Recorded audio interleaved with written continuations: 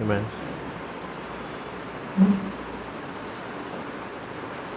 Thank you, our Father. Thank you, Jesus. Thank you, Holy Spirit. That through the previous teaching, you have taught us how your word and the faith in your word saves us and our families. It helps us overcome any challenge, any obstacle, any situation that seems so difficult. But with your word, you help us overcome all of it. Thank you for teaching us how to do that.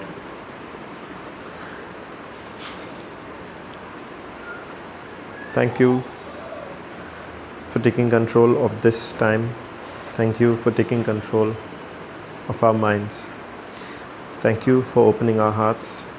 Thank you for opening our eyes. In Jesus' name we pray. Amen. Amen. How many of you have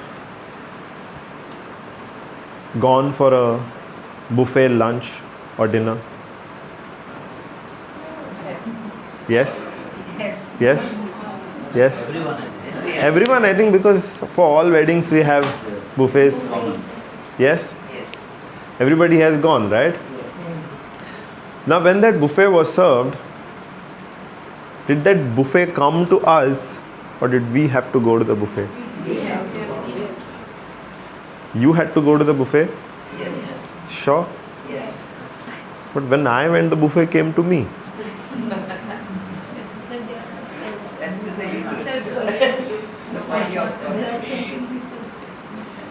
So whenever we have a buffet, what is a buffet first of all? Let's establish that. What is a buffet first of all? Different types of food. Food for the body. You're giving a very spiritual answer. Food for the body. Okay, what's a buffet? Different types of food laid out for the guests to come and eat of that. Now let's say somebody comes. Imagine a wedding itself. A buffet is laid out.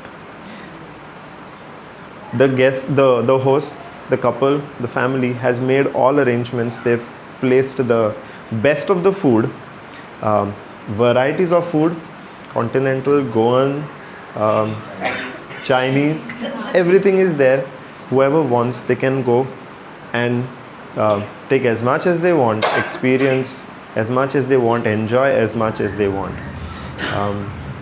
But a guest comes, attends the wedding, goes home, and then tells his neighbors, tells his own family, saying, yeah, I went for the wedding, but I didn't get food only. What do you think would have gone wrong? Most likely, he would have sat in his chair.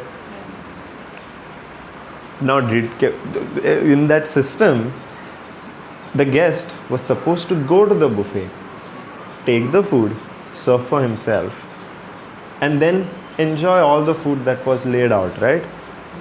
If he only sat on the chair, hoping that the food would come to him, hoping that the food would be served to him, would he get all of the food? Would he get to enjoy all that was laid out? If everything was arranged, was there anything that the host or the couple had not taken care of? Everything was laid out, right?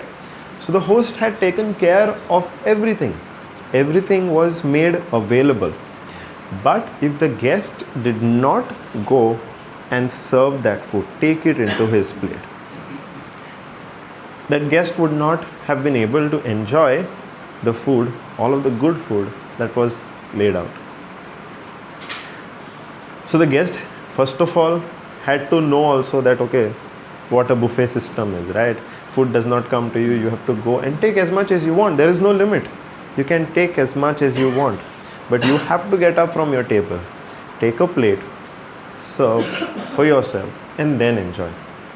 Yes? Now, we also have a very beautiful host who has in our life laid out all of the blessings that we can ever hope to enjoy.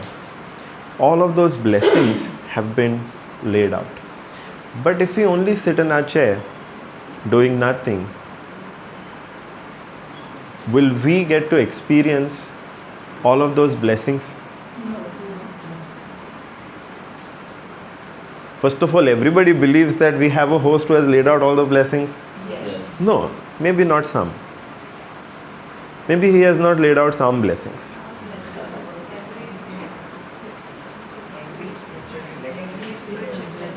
Every spiritual blessing, okay, how do you know that? Ephesians 1:3. Okay, can we read Ephesians 1:3?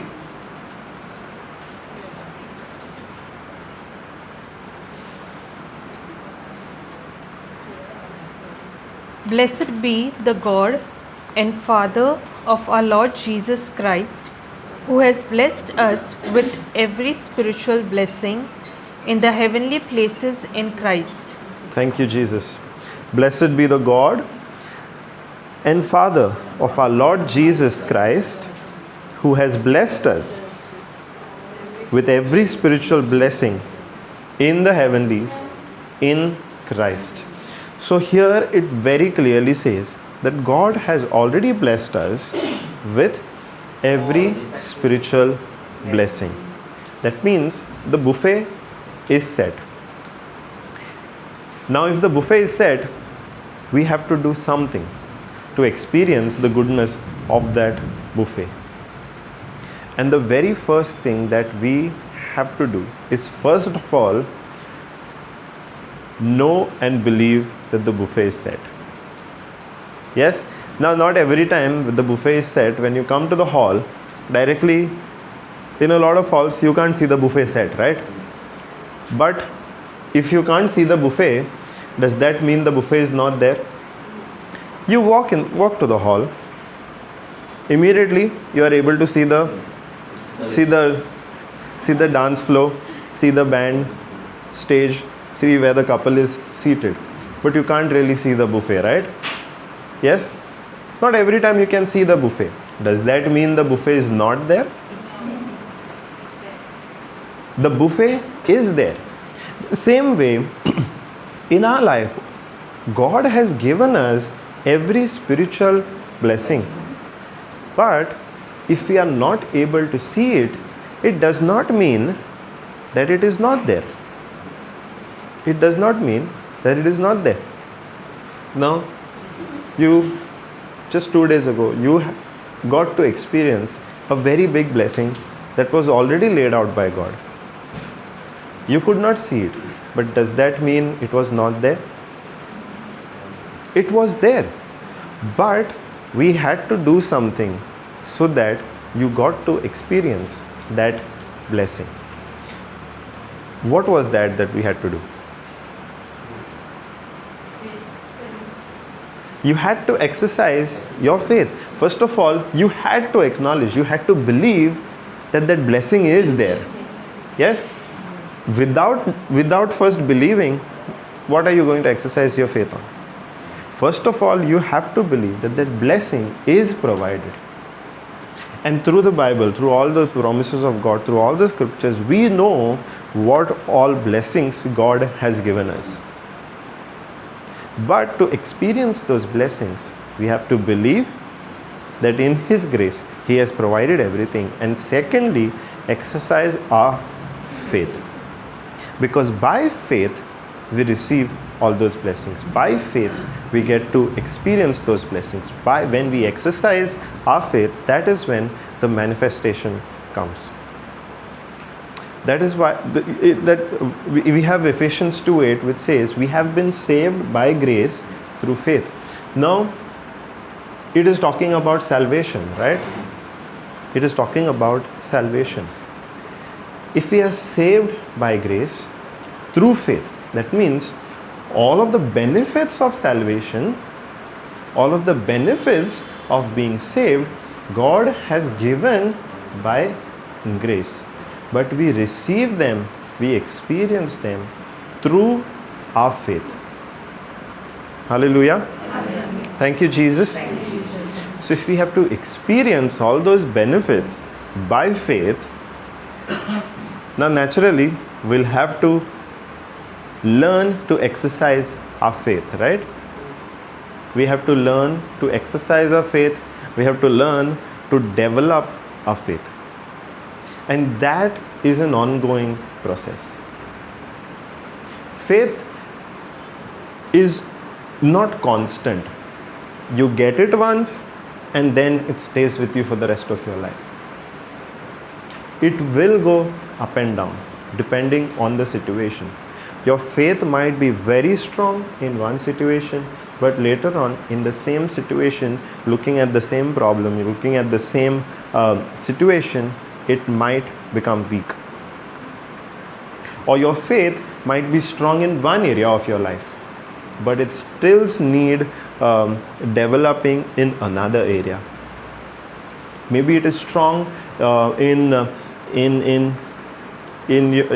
your health. Your faith is very strong when it comes to health and healing. But when it comes to good relationships with your family or your children or your relatives, it might be weak.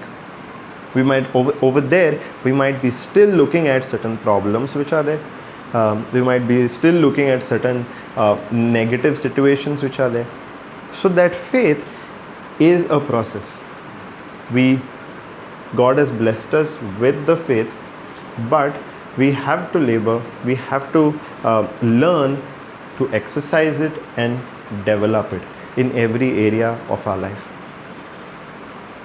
Thank you, Jesus. So let's learn how to develop this faith. Yes, because if all of the blessings are made available to us by grace and we receive them through faith, let's learn how to develop that faith. And the best example for that we have is who? Okay, who else? Abraham. Best one. Who do you think is the best one?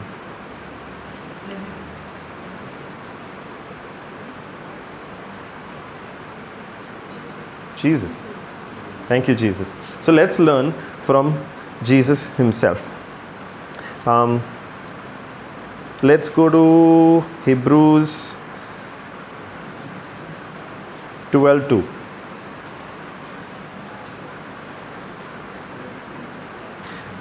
Now you know what all Jesus has done in his life. He came for a purpose, right? He came for a purpose to this earth. What was that purpose?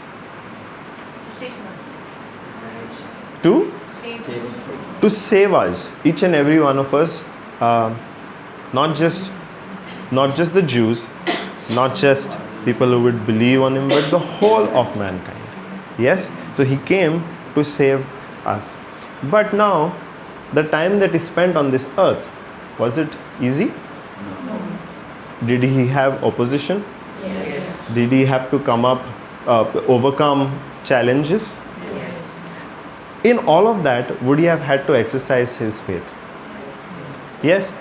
His ministry itself started with him teaching us how to exercise faith when the enemy tries to sow doubt. Yes.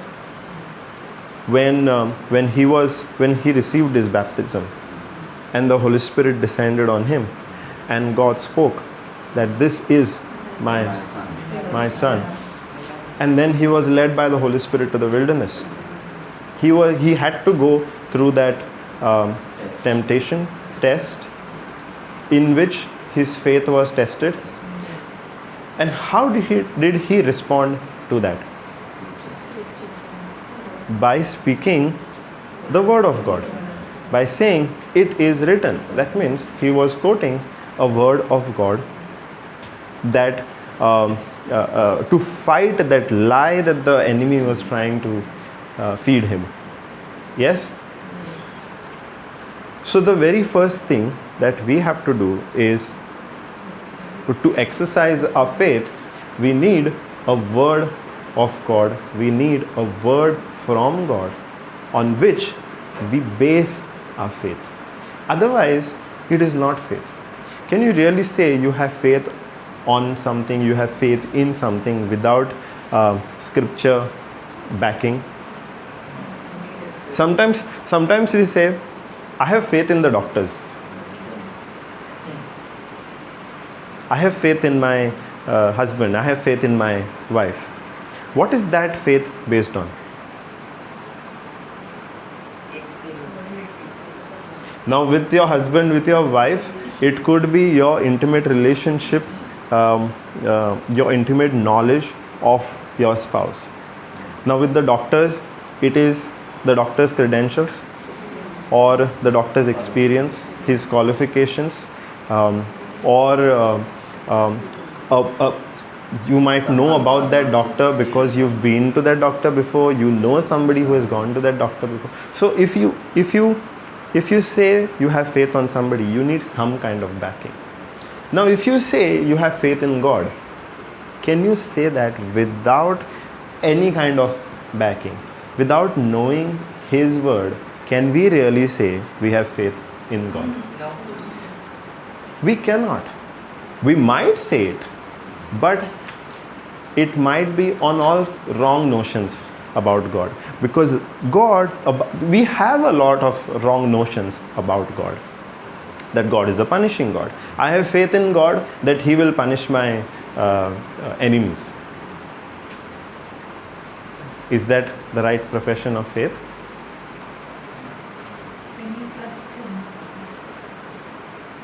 I have faith in God that He will punish my enemies.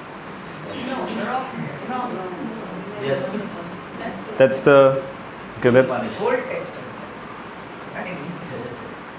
But God is telling you, whoever comes against you, you bless that person and you pray for that person. He will punish. And you are saying God punish him. Because He said it's mine. But can you pray God punish that person? No. No, right? We cannot say God punish that person. So, for us to say we have faith in God, we need to know, first of all, what His word says. Because in His word, we come to know what God's nature is. We come to know what God's characteristics are. We come to know what His system is. We come to know how His kingdom works. And when we have that backing, that time we can confidently say we have faith in God. Because if He has given all these blessings, okay, now let's take one of those blessings. The blessing or the gift of speaking in tongues. Yes, it is there. It is there. But if you don't know that it is already there, what will you say? I have faith that God will someday give me. One day it will come. That is what a lot of people say, right? I have faith that God will give me the gift of speaking in tongues. One day it will happen. I'm only taking that example. Please don't feel bad because we have it in mind and it will be easy for everybody to relate to. So, but we already have the word tells us that the gift is already ours. Is it a spiritual gift? Yes. Has God given us all spiritual gifts? Yes. So that gift of speaking in tongues is also there, provided for us. Yes. If we don't know that only, our faith profession, our faith confession is going to be completely wrong, right? Because it's not based on the word of God. That is where a lot of times we go wrong. We think something will happen in the future. We think God will do something for us when He wills it. These are the notions that we have when it comes to healing. We have to ask God to heal us. And if we don't see that healing manifest, we have to keep asking and keep asking and keep asking and keep asking and keep asking, because Jesus has taught us through that parable that if in the night a neighbor comes and knocks on your door, you are sleeping. But if the neighbor goes on knocking and knocking and knocking, just to shut him up, you will open the door. We take that scripture, misinterpret it, and say we have to keep knocking on heaven's door That you answer. and he will answer. And he will answer. So we say, God please heal me, God please heal me, God please heal me, God please heal me, God please heal me. Not knowing what Jesus has done for us and the evidence of it being given in the Word of God. That healing is already given to us. We need to get up in faith, believe, and then take it into our plate. Hallelujah. So the first thing that we need for our faith, to exercise our faith, to develop our faith, is the backing of the Word of God. We also need to be able to say, it is written, when we exercise our faith. Now, that also places on us a responsibility to know what is written in the first place. Can we say it is written if we don't know in the first place what is written? No, right? So first thing, we need to know what is written, and then when exercising our faith, say that it is written. We have to have that backing of faith. Now I asked to go to Hebrews 12 to let's go there, because in that we will learn how we actually do that. Even when we have the Word of God, how do we actually do that? Let's read in Hebrews 12 too. Looking unto Jesus, Looking unto Jesus, the author the author and finisher and finisher of our faith, of our faith, who for the joy who for the joy that was set before him that was set before him endured the cross, endured the cross, despising the shame, despising the shame, and is set and is set down down at the right hand at the right hand of the throne of God. of the throne of God. Okay, so looking to Jesus, the author, the founder, the author and finisher of our faith, who for the joy that was set before him. Let's look at that part. Who for the joy that was set before him. Now, Jesus came to this earth for a particular purpose. Yes? That purpose was the salvation of each and every one of us. Yes? Now, was that is that a happy thing or a sad thing? Happy thing. That is a happy thing, right? But what picture do we have of Jesus in our mind when we picture him going through all of the pain, going through all that opposition, carrying that cross, or even when he was crying in the Garden of Gethsemane? What picture do we have of a very sad Jesus, right? Of a very sad Jesus, as if he didn't know why he was suffering. But this scripture tells us he looked at the joy that was set before him. He knew what the end result of that was. In all that suffering that he went through, he did not cry out to God saying, God, why I have to go through all of this? How much longer? I cannot take this anymore. He never cried out, right? Because he knew what was there at the end of his mission, what was there at the end of his suffering. And he constantly set his mind on that end. A lot of times people also say, there was Jesus and there was Barabbas. Can you imagine what Jesus felt in that moment when the people said, release Barabbas? How sad he would have felt. How hurt he would have felt that the same people who he had spoken to, the same people who had preached to, the same people he had healed, the same people that he had come to save are saying, crucify him and release another prisoner, another criminal. How sad he would have felt. Do you think Jesus really felt sad? in that moment. He never focused on that. He was not focused on that. He knew that had to happen because the prophecy had to be fulfilled. It was the whole thing that Jesus went through. It was already prophesied. And Jesus knew it. He knew everything that was prophesied by God with regard to salvation, everything that he had to go through had to be fulfilled. His focus was not at all on what is happening. His focus was always on this is happening to fulfill the prophecy of God that ultimately leads to everybody's salvation. Not just the people, even the salvation of even the people who had said, crucify him. He knew the end result. Now, in our case also, we have several promises of God. Now, those promises we know are all fulfilled. Yes? Because all of those blessings are already given to us. All of God's promises to us are a yes and amen in Christ Jesus. Are a yes in Christ Jesus, and we speak our amen. So God has provided everything. At the end is the fulfillment of all those promises.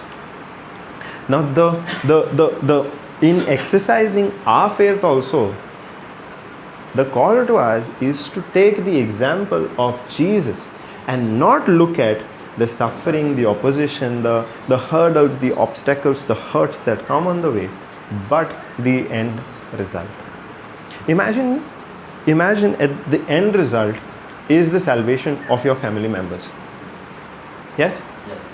The end result is the salvation of all your family members. Now you are here. The salvation of your family members is here. You have to move towards that, closer. On the way, you're exercising your faith. When an obstacle comes, when you're getting closer, an obstacle comes. Are we going to focus on the end result, or are we going to focus on that obstacle? That same family member speaking bad about us. That same family member speaking against us. Not just talking to our face, but going and talking behind our backs to our neighbors, to our other family members, to our cousins, to our siblings, everybody, they're talking bad about us. The call to us is to take the example of Jesus and not to focus on what is happening, but to keep focusing, to keep believing that end result, which is the salvation of that family member. One example. So taking the example of Jesus, who focused on the joy that was set before him, the joy of a promise, the joy of the fulfillment of that promise, enduring the cross, who before him, I'm still in Hebrews 12:2, who for the joy that was set before him endured the cross, despising the shame, endured the cross and despising the shame. Now the meaning of that word despising means placing such a low value on that shame, on that obstacle, on that hurdle, on that opposition, that it is nothing compared to that joy. That is the meaning of that word despising the shame. See, something will matter to us only when we place some kind of value to us, value on it, right? Is now two people. You're working on something, okay? You're working on something. A family member criticizes it, and a complete stranger comes and criticizes it. Whose criticism will hurt more? Family member, right? Because the criticism might be the same, but we are placing a higher value on that family member's words than we are placing on a stranger's words. They might be saying the same thing, but the amount of value that we place on those two people are different. Based on that, we will either feel good or we will either feel bad. We will either accept it or we will not accept it. Sometimes a complete stranger will come and give you some kind of advice randomly. A lot of times we will not accept that. Why? Because we are not placing any high value on that advice that is coming from a stranger. So we have the ability to either increase the value that we give to something or give such a low value to something that it is as good as it does not matter. Now when we exercise our faith also, we have the ability to give so much value to that end result, to the joy that is associated with that end result, that we give such a low value to everything that will distract us. Let's take Jesus' example one more time. The temptation in the wilderness. He was fasting for 40 days, right? He was fasting for 40 days. Now fasting means hungry. He's not had any food. He's not had any food for 40 days. And one of the things that the devil tempts with him is turn these stones into bread. Now, bread in Jesus' situation could have seemed like the most important thing that he needs in that moment, right? But at that time, how much value did he place on that physical bread? He did not place any value on that physical bread because his value on feeding himself, feeding his spirit with the word of God was much, much more. That a physical bread paled in comparison. The value of that physical bread in that moment for what he was focusing on in that moment was very, very low. The same is for us. When we are going on that journey, we know the end result, the promise of God, what it speaks to us. On that journey, it is in our control how much value we give to the obstacles that will come on the way, the opposition that will come on the way, the opinions of the people who will try to put blocks in our way. How much value we give is in our hands. If we are believing for healing, which is the end result, and here people are coming and saying, no, it does not work that way. It does not work that way. Simply if you say, I am healed, but you have symptoms, no?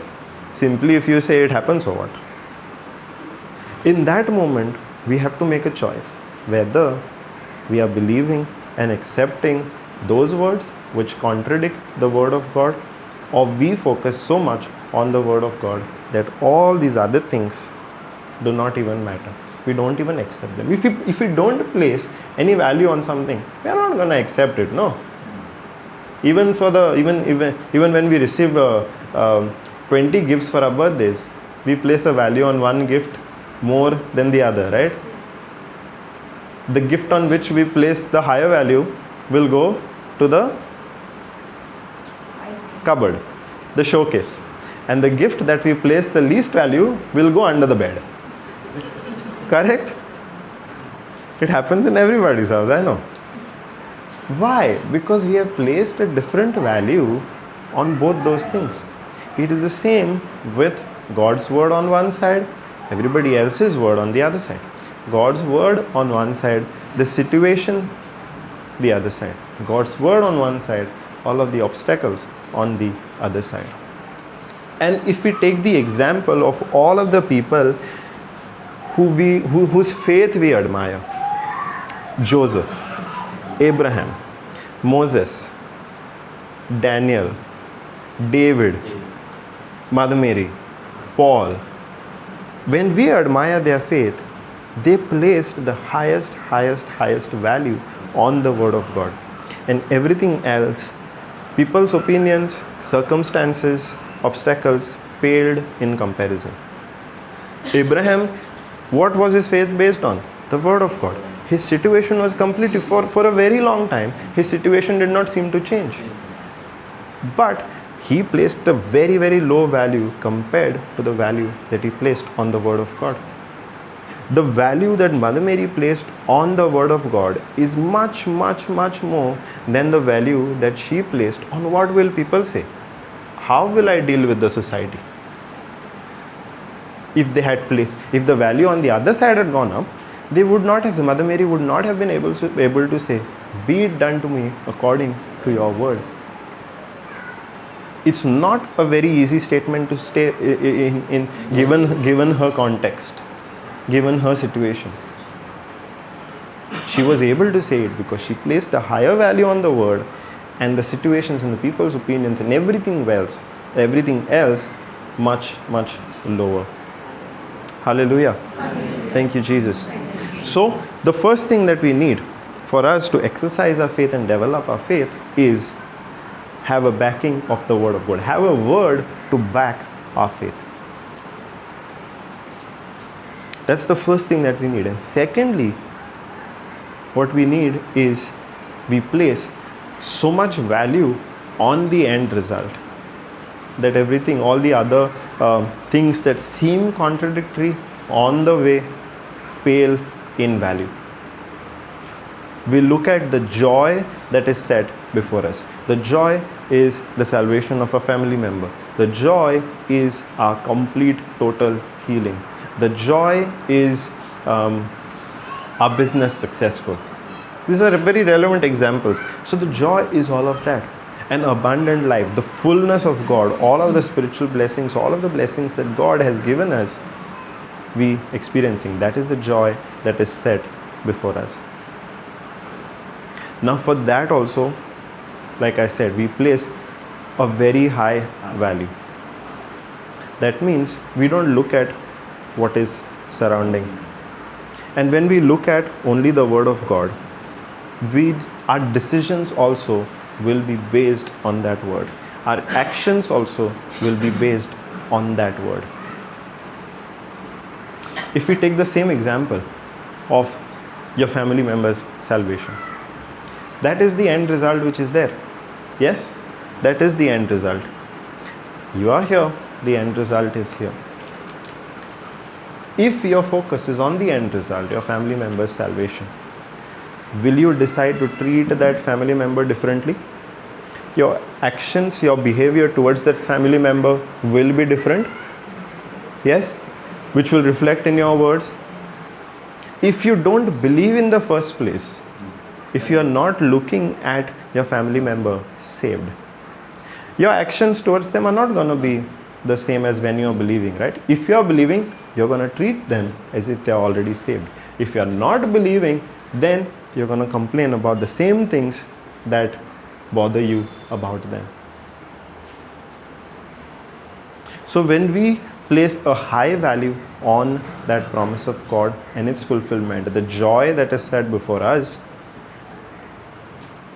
our decisions and our actions also will be based on that. And now this is not going to happen automatically.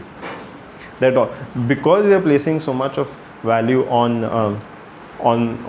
the salvation of our family members, we are automatically going to start treating them differently. It is going to be a decision that we have to make a lot of times on the way.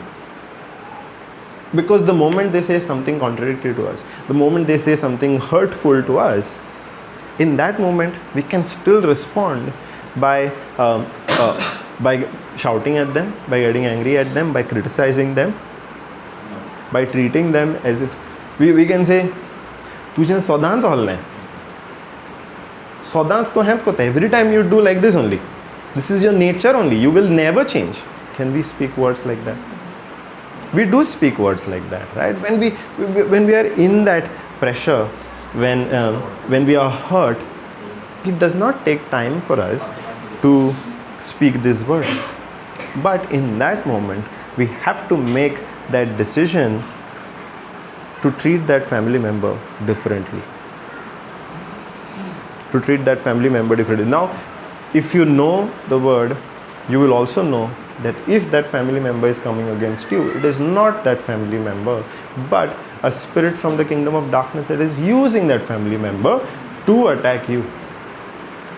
You will have that knowledge only if you have the knowledge of the word. Otherwise, you're not going to know. Otherwise, you're going to only look at the family member and see that that family member is coming against you.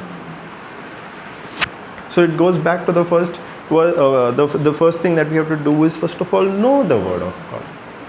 Only then you are able to discern what is spiritual, what is physical, what is true, what is permanent, what is temporary, by knowing the word of God. By knowing the word of God. So it is a constant decision that we have to make to focus on that end result and act accordingly. If the end result is healing, here you might be feeling, no, I can't do this. If we take the example of Sister Julieta, what is the end result? Fingers fine, nothing has happened. The nail has grown back, the skin has grown back, the fingers perfectly fine. Now, she still had to decide whether to stay where she was or travel, right? Now, she is looking at the joy, the fulfillment of that promise. Finger is completely fine. So, she decided to travel. The people around her said, no, don't travel, stay here. But she exercised her faith and took the decision, I am going to travel because I am perfectly fine. It is a decision that she had to make. That decision could have gone both ways. But when she exercised her faith, that decision of hers was based on what she believed the word of God to be true. Hallelujah. Hallelujah. Thank you, Jesus. So it is a constant process. Now, another challenge that she's gonna find next is when she goes home, do I decide to cook or do I decide not to cook? We'll ask her the next time when she comes, what did you decide? Thank you, Jesus. So, just because she decided in one direction in one situation, does that mean that will stay constant in all the other areas? Over there also she will have to make the same decisions again. So with us also, it's the same way. The joy that is set before us of the promise being fulfilled, the blessing being ours, on that journey, constantly we have to make decisions based on what we are believing. Based on what we are believing. Now, in this, what helps us make this decision making easy is if we have the word of God constantly in front of us. If the word of God is constantly in front of us. Now we know maybe a lot of scriptures regarding healing. Maybe we know 1 Peter 2:24. Maybe we know Psalms 103 which says God heals all your diseases. Maybe we know Proverbs 4:20 which says God's word, Proverbs 4:22 which says God's word is health and healing to our flesh. We know all those scriptures. Yes? But when the situation actually comes, if those scriptures are not there in our mind, are not there in front of us, will it be easy to make that decision? Would it have been if the scriptures, if the truth about healing was not in front of Sister Julieta's eyes in that moment? If she did not have the truth that there is angelic protection around her, would she have responded the same way she did in given that situation? No. If she did not have the scripture, if she did not have the truth in front of her eyes and in her mind all the time, the decisions are not going to be easy. So if we have to make those decisions based on the end result easy for us, we need to carry the word of God in our heart, in our minds and in our mouth all the time. All the time. The scripture on that is very clear. It does not say only 1 hour a day. It does not say, okay, maybe thrice a day. If we read Joshua 1:8, can we go there? 1:8.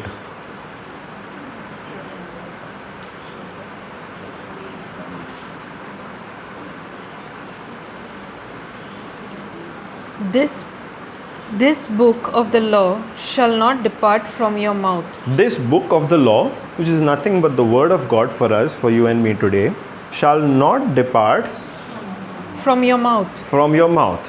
That means, wait, before we go there, that means, shall not depart from your Mouth.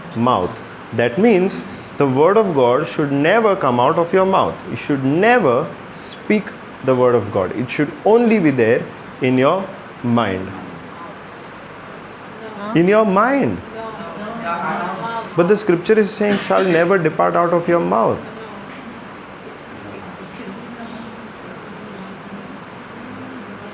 Are you all are speaking something which is not there in the scripture. The scripture is very clearly saying, shall not depart out of your mouth. That means it should never come out of your mouth. What is in your heart?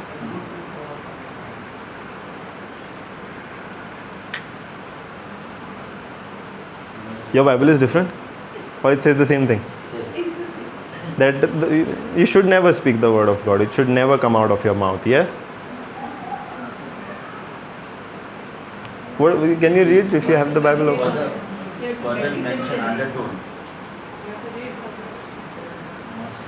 No, if you only take those words, shall not depart out of your mouth, it means that it should never come out of your mouth, no?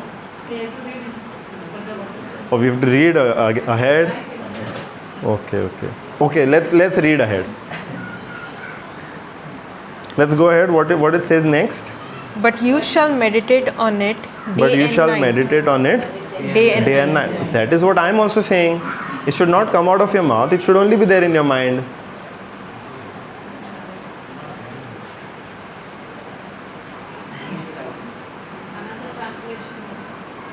Okay, let's look at another translation.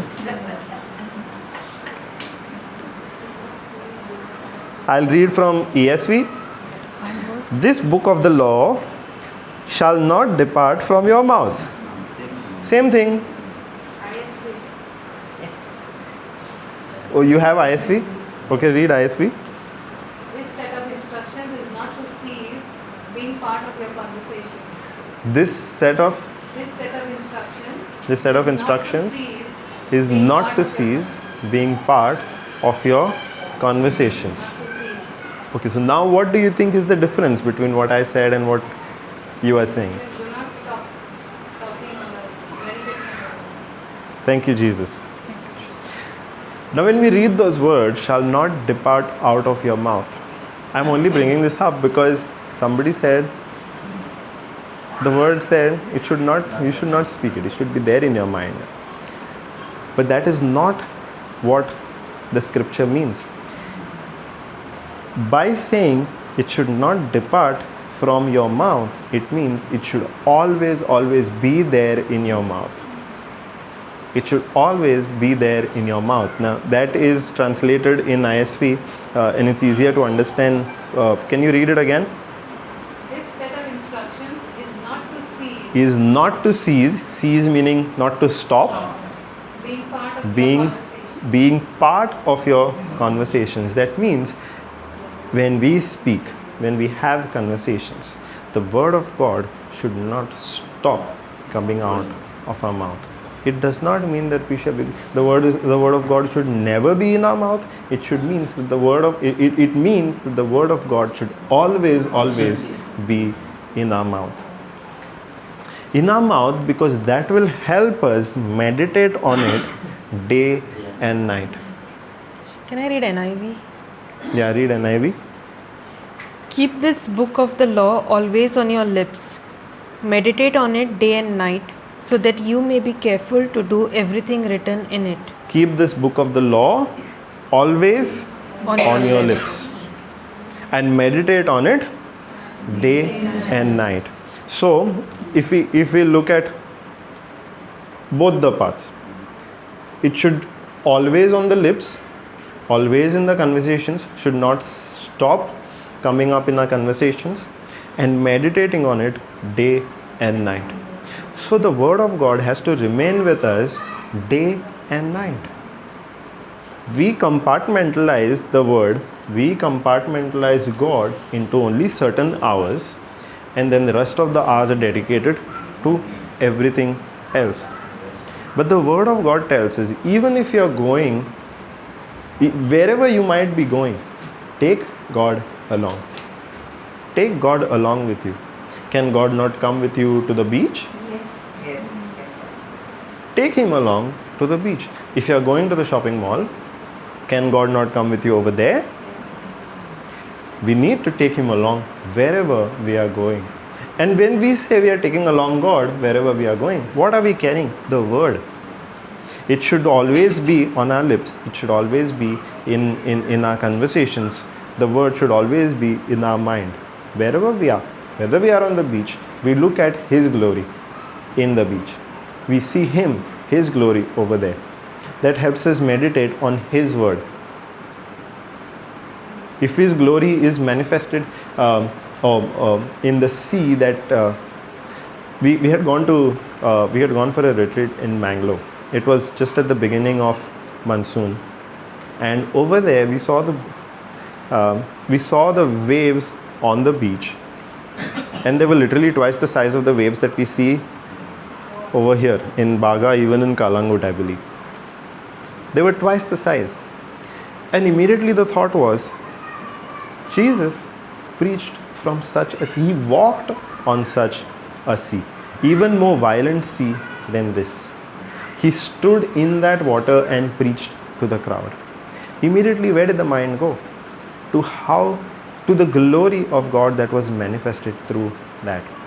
Did we carry Jesus even when we went to the beach? Was he there, a part of the conversation that we were having over there?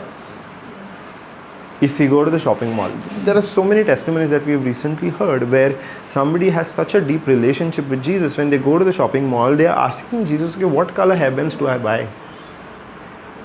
That is the kind of relationship that people have developed with Jesus. If somebody has developed, can we also not develop that? We also can develop that. But if we don't carry him only along with us, can we develop?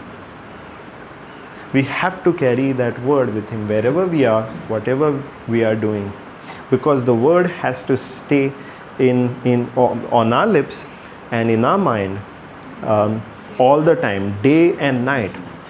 Only then we will be able to do according to all that is written in it.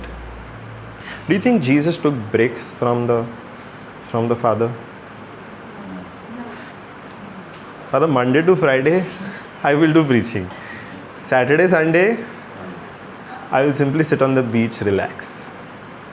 I don't think he ever did that. But we do that, right?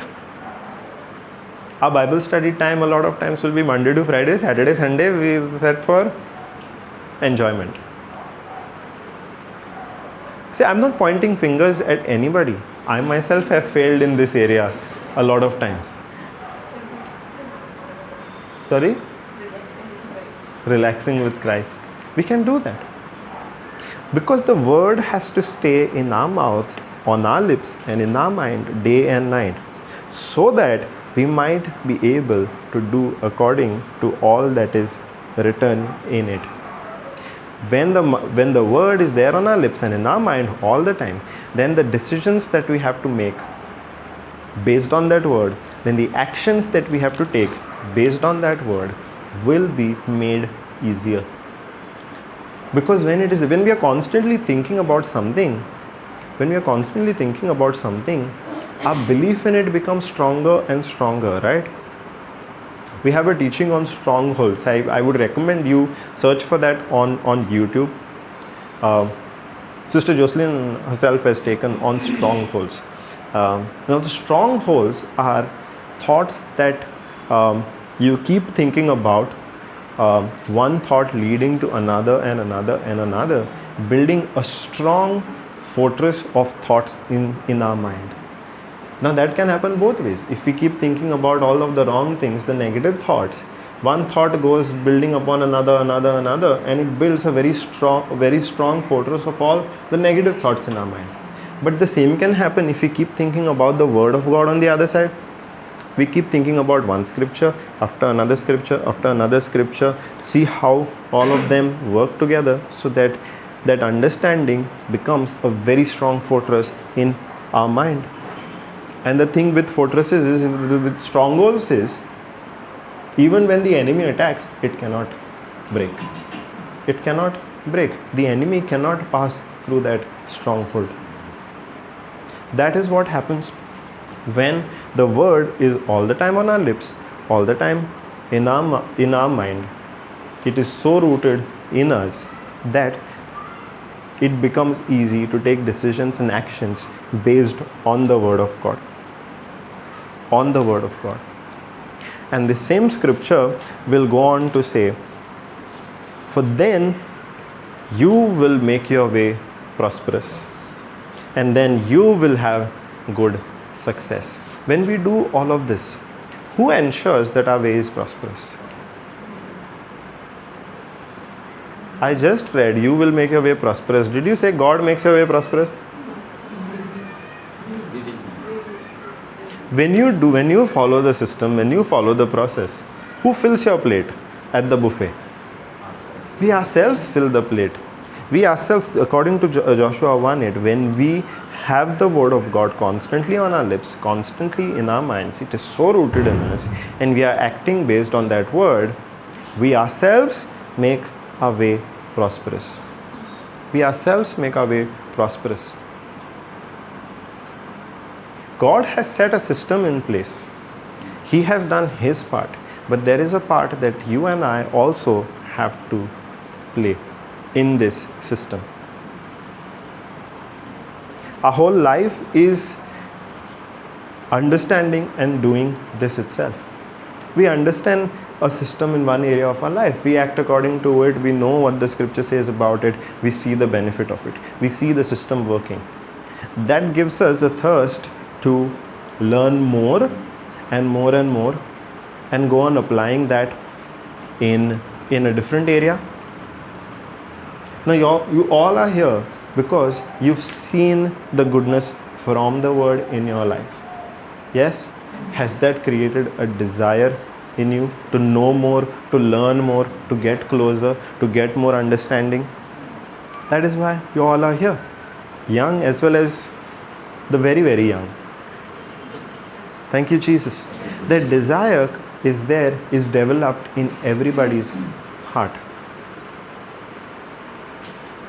So when we have to exercise our faith to experience all of the blessings that God has already given to us, in His part He has already accomplished, already fulfilled.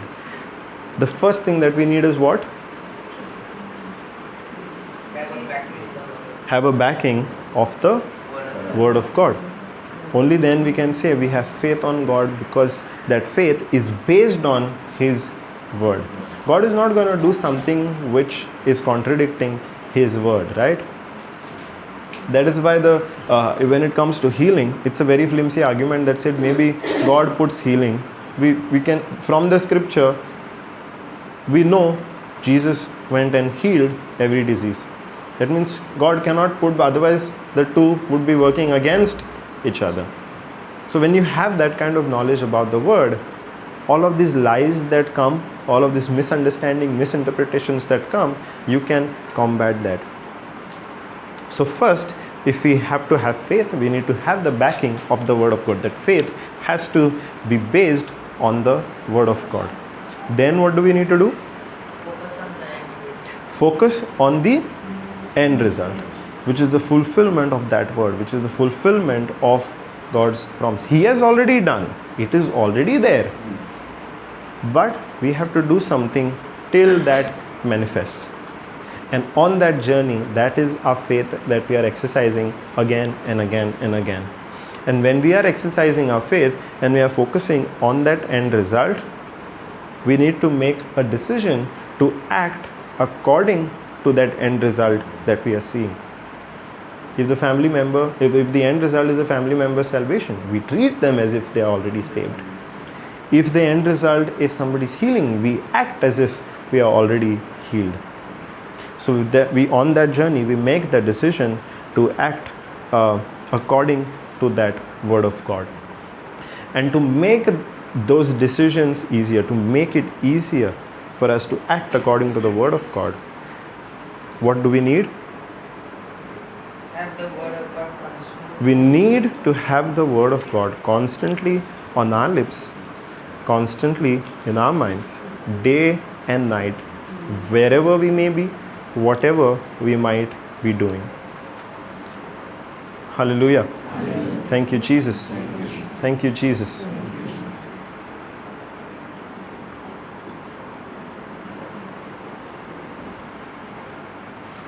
Also, you have said that and build a stronghold based on the word of God. Or That, yes, when you are, that's the fourth point or the third point? it comes with the third point sort of, because when you're constantly thinking about the word, constantly meditating on it, the word is there with you day and night, the stronghold gets built.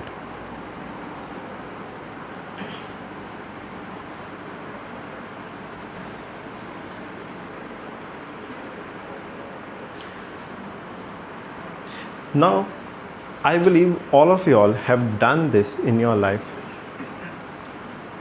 at some point. Taken the word of God, believed in it, overcome objections, overcome obstacles, seen the end result, experience the end result. Anybody is there like that you can share? Maybe you helped somebody go through this process where they saw the result. Sister has already shared. Somebody helped you understand the word of God. Through that word of God, you saw the blessing in your life.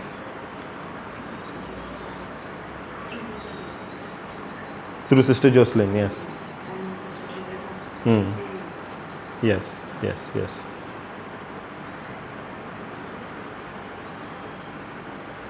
Now on this, okay, if nobody has to share any questions.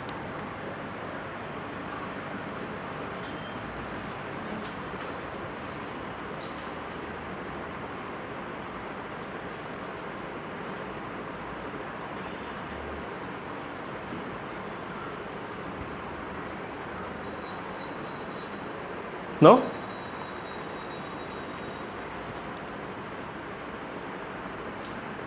Okay. Then we'll make a very short Thanksgiving prayer. Thank you, Abba Father. Thank you, Jesus. Thank you, Holy Spirit. Your word tells us that you have given us every spiritual blessing, and you have given us all of it freely, abundantly in your grace. Thank you for teaching us how to receive it, how to experience it through our faith. Even that faith is not ours. You only have given us that faith. It is you. That faith is contained in your word itself. Thank you for teaching us how to exercise our faith. And when in that journey with us, when we are exercising our faith, thank you for walking along with us.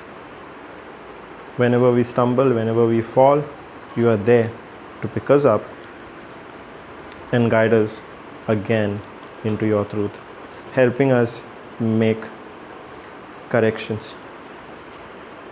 Thank you that you go before us and you clear the way for us. Thank you that you lead us by walking with us, holding our hand.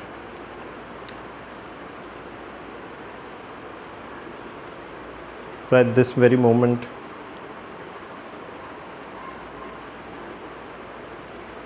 we decide that we no longer look at everything that distracts us from your word, but we choose to focus on your word. Because your word is what, your word and our faith on that word is what gives us our victory. Thank you that you have made all of this possible through your abounding love for us, for each and every one of us. Thank you, Jesus, for you came to give us life and life in abundance. In you, we have every blessing we need to lead a life here on earth and for eternity with you. Thank you, Holy Spirit, for being our guide, our comforter, and our strength. Thank you for speaking to us. Thank you for revealing the secrets about the kingdom of God. Thank you for giving us the understanding, for revealing to us these secrets. Thank you for opening our hearts, for opening our minds. Thank you for tearing down the lies of the enemy and building new strongholds based on the Word of God. In Jesus' name we pray. Amen.